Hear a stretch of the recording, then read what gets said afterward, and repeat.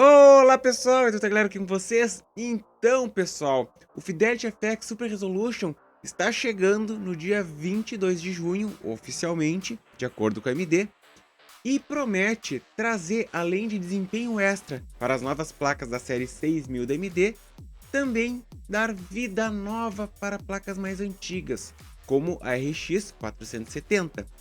E não somente isso, mas no evento de apresentação, a AMD também mostrou que o FSR é compatível com placas da NVIDIA. No caso, mostraram o Fidelity FX Super Resolution funcionando com uma GTX 1060. Detalhe, curiosamente, a 1060 ela tem suporte para Ray Tracing. Será que isso é coincidência? Mas, antes de continuar, já te inscreveu aqui no canal? Então te inscreve e ativa o sininho das notificações para não perder as novidades. E claro, deixa um like aqui no vídeo para me ajudar a continuar trazendo conteúdo de qualidade aqui para vocês.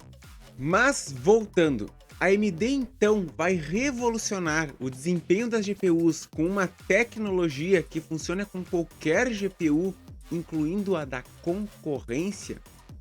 Aqui vem um ponto muito importante para os donos de placas NVIDIA. O gerente-geral da Radeon, que é a divisão gráfica da AMD, já falou que a NVIDIA vai ter que fazer algo para que o Fidelity FX funcione com as suas placas.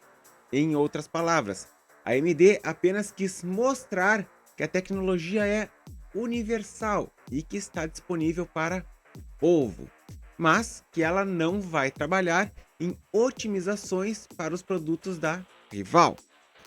Isso é uma forma de dizer assim: NVIDIA, se vocês realmente querem ajudar o público gamer, não é elitizando a tecnologia. Agora eu lanço a primeira pergunta: poderia a NVIDIA trabalhar com as duas tecnologias, no caso com o FSR e com o DLSS, fazendo uso do DLSS na sua linha RTX e do FSR nas placas desprovidas dos Tensor Cores?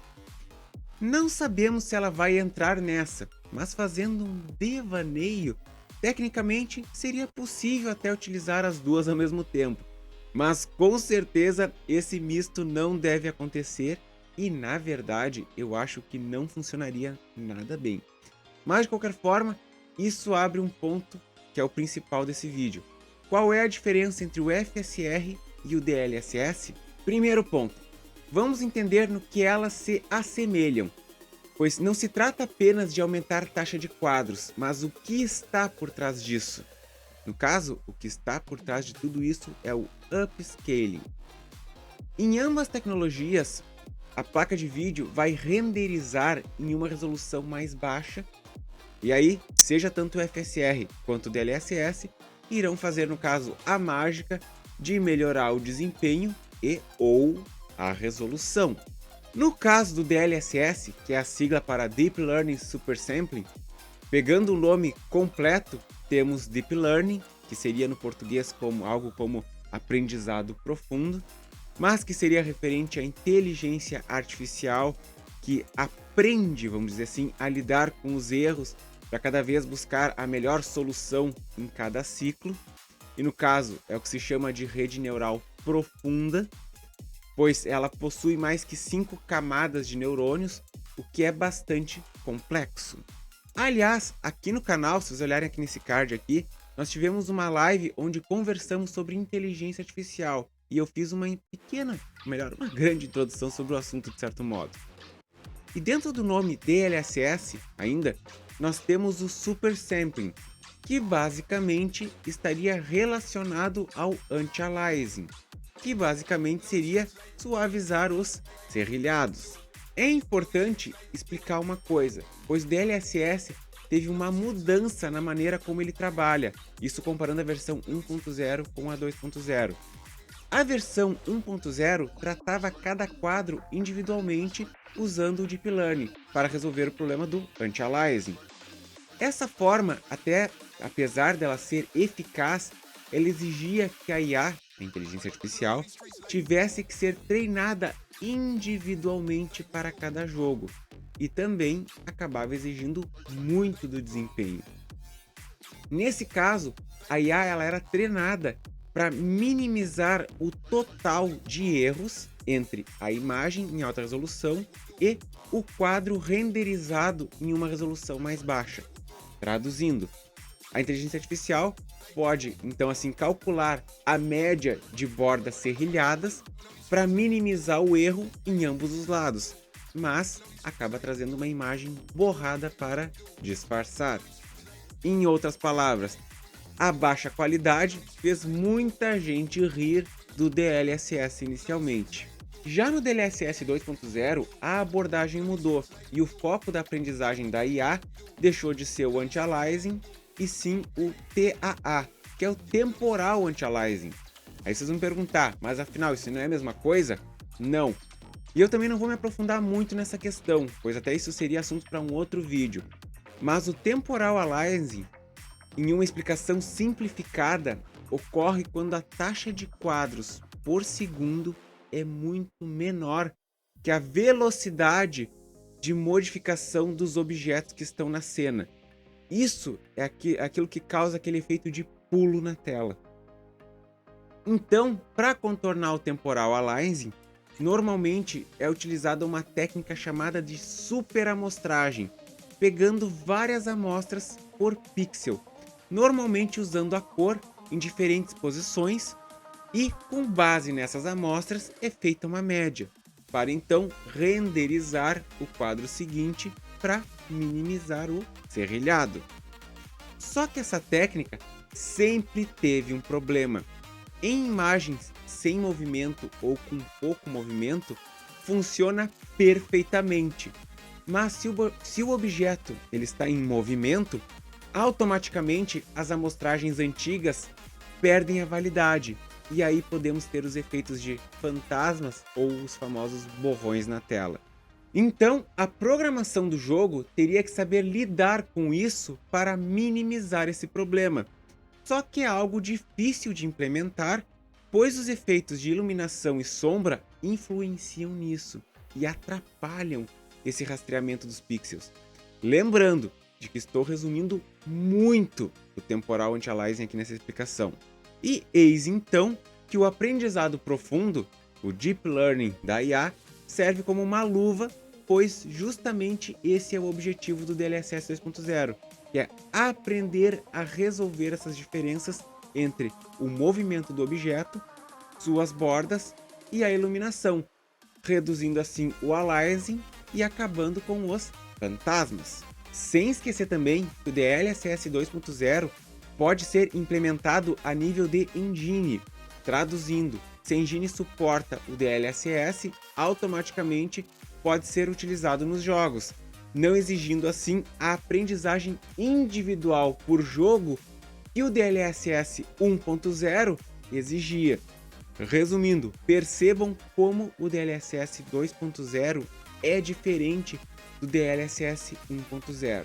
Mas, de qualquer modo, a NVIDIA exige um hardware específico para este processamento, no caso, os Tensor Cores, que só estão presentes nas placas RTX. Agora, um parênteses, que é uma opinião minha. Se a NVIDIA resolvesse liberar para placas não RTX, creio que seria possível, só não sabemos de fato qual seria o impacto em cima que teria no desempenho dos CUDA Cores. E outro detalhe, o jogo suportando o TAA, ele está apto a suportar o DLSS 2.0. Agora, falando do Fidelity FX Super Resolution, o FSR, podemos dizer que ele é um algoritmo de upscale espacial, que atua quadro a quadro sem levar em conta os vetores de movimento. Então assim, tirando a parte do aprendizado, nós aqui temos uma grande semelhança com o DLSS 1.0, mas com a diferença que o FSR busca gerar a imagem baseada na combinação de versões lineares e não lineares. Já o DLSS 1.0 baseava o seu aprendizado apenas no linear. Eu sei que isso é bastante complexo e talvez teria que ter um vídeo extra detalhando, Mas pense no linear como sendo aquele gráfico que gera uma reta e o não linear, aquele onde nós temos variações que geram curvas. Então assim, ó, dá para imaginar com isso o quanto a abordagem do FSR é mais ampla que a do DLSS 1.0, além de ser mais barata de se implementar, uma vez que não exige o processo de aprendizagem. Mas perceba um detalhe muito importante: o movimento não é abordado no FSR. No caso, a correção pelo temporal anti-aliasing não é feita pelo FSR, ela é feita pelo Fidelity FX CAS, que é o Contrast Adaptive Sharpening. A AMD, até o momento, divulga o FSR de uma maneira um tanto estranha, pois ela diz não fazer uso de inteligência artificial, mas sim de avançados algoritmos. Só que a patente de registro diz o contrário, que ela usa sim uma rede neural. Aliás, mesmo a AMD utilizando uma biblioteca pública, que é a GPU Open para o desenvolvimento, a tecnologia do Fidelity FX Super Resolution é registrada. O grande ponto é que, na falta de um hardware dedicado de inteligência artificial e com as informações que temos até o momento, é que o FSR, a sua base de funcionamento, é um misto de algoritmo heurístico, que é algo tradicionalmente já utilizado para anti-aliasing, e rede neural. Algoritmo heurístico, explicando de uma maneira bem simplificada, seria um algoritmo que busca um resultado aproximado.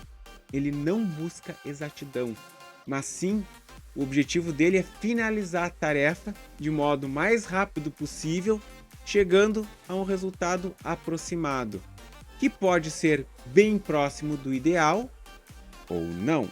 Resumindo, é errado olhar para o FSR como sendo um concorrente direto do DLSS.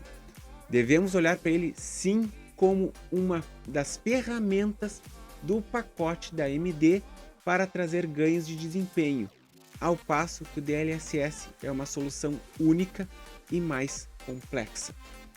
E aí, pessoal, o que vocês acham? Deixa aqui nos comentários. Por hoje é só, se inscreva no canal, like no vídeo, ative o sininho e até a próxima!